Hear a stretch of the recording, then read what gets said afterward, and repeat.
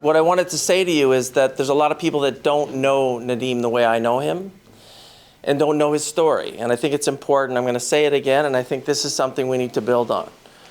Nadeem came to this country with nothing. He came to this country, he worked in a warehouse. He supported his entire family because that's how his culture works. He's the one, he's the son, he provides. And then the turning point, I think, was when his wife came.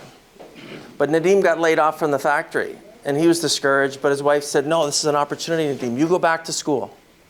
You now go back to school. So he got into a program, went back to school, became an IT executive. He now works for IBM. And he's been very successful. He bought his first home, then he leveraged it again, bought another home, so he has a good, solid framework for real estate. And he said to me one day, I think it was about 8 years ago, he said, I want to be able to give a home to each one of my children. And he earned it all himself. And then his wife came to him and said, Nadeem, I stayed home, I took care of the kids, we're family, but I now want to go back to school. And she went back to school. And she is now in one of the most difficult medical vocations. She's a clinical psychiatrist for children. And she works at McMaster, and she works day and night. I don't even know if she's here today because she's probably working. There's such a demand for killed children on the street. There's things about Nadeem that people don't know.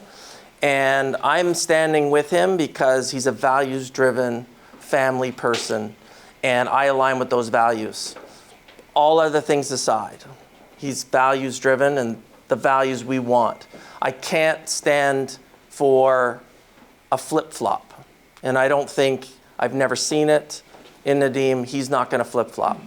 You can go to him, and he's going to stay true to his values and true to who he is.